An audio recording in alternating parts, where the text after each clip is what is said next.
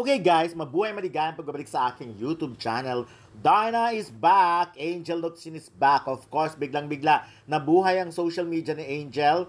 Social media account ni Angel from Facebook to Instagram to X or Twitter.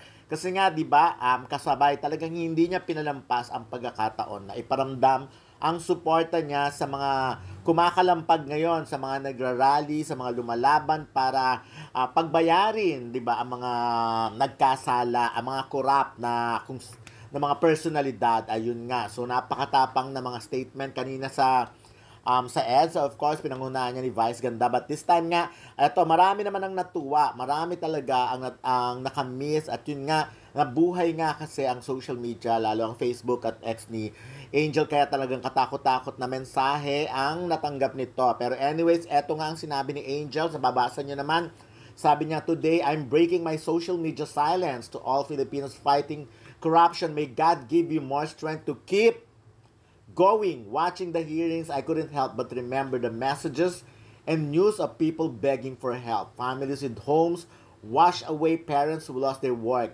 lives lost to floods, typhoons. Naiiyak ako sa galit kasi pwede palang hindi sila naghirap. Pwede palang walang nasaktan. Pwede palang walang namatay. Ang bigat, nakakapanghina yung ganitong kasamaan, pero mas nakakapanghina kung mananahimik lang kayo lang or tayo. Kaya we keep speaking, we keep fighting for truth, for justice, for change. No politics para sa tao. Angel Locsin." Ayan, so makikita natin, stop the corruption. At yun nga sinasabi ko, yun talaga marami ang eto makikita nyo yung mga message pa lang ito sa X. But wala pa yung mga messages sa Instagram. Of course, sabi niya pa nga, meron pa siyang isang post dito, yung eto, basahin ko na muna yung comment kasi napakarami talagang positibong reaction. So, eto, welcome back, Angel. Di mo talaga matiis ang Pilipinas. We miss you, idol, ang natatanging Darna. Sana bumalik ka na laban para sa Pilipinas at taong bayan. So, eto, ang sa amin galing sa hirap, ang sa inyo galing sa mahihirap. Alam na natin kung ano yung tinutukoy niya. Sabi niya, "Thank you for the support. Real life, Darna. People did stand together against all the corrupt politicians, no matter belong to which party. Maybe that time something good will happen. Either no chance or no chance. We are behind you, Ma'am Angel Locsin. Our country deserves better. Salute, that's right, idol. Stop corruption, I pray. We support you we support you from Kenya." Ayan, may mga ganun ding nagpadala ng mensahe.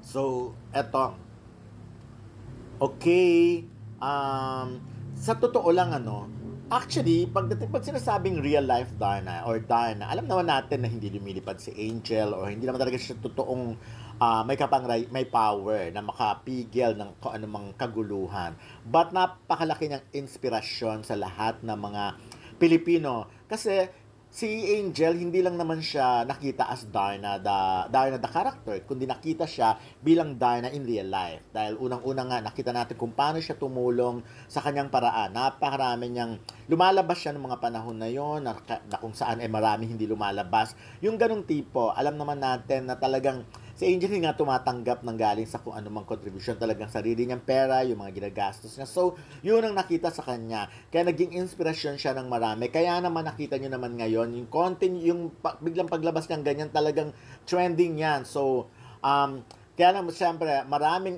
kumbaga, kahit siguro hindi mag-attend si Angel, o baka nga hindi natin alam, baka malay natin, nandun lang sa paligid, sa EDSA si Angel, diba? So, kaya talagang nararamdaman, yung ganun pa lang pagkabasa ng mga messages ni Angel, pagkabasa ng mga post niya, parang nabuhayan ng marami. So, ayun na nga, sana magtuloy-tuloy. Ako, wish ko talagang magtuloy-tuloy. Huwag tayong manahimik na mga Pilipino hanggat hindi pagbabayad ang mga dapat magbayad. So, but anyways, yan nga, welcome back, Angel. Maraming salamat. Pinapasalamatan ka talaga ng mga followers mo, ng mga Pilipino, ng mga fans na sa panahon ng ganito talagang lumantad ka. Kahit na boses mo lang or mensahe mo pa lang ang nilabas mo. Malaking bagay ito.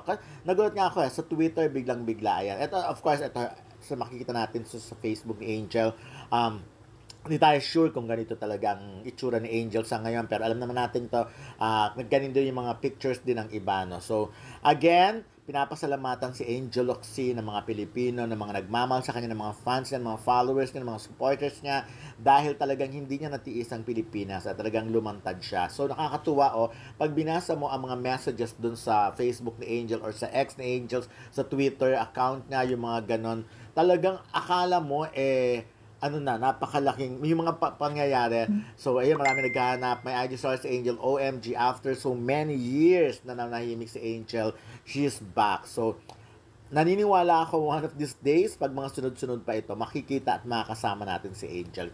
Hindi niya papabayaan ang showbiz at hindi niya papabayaan ang mga Pilipino, lalo na sa ganitong laban. Kaya again, Darna is back, Angel Locsin is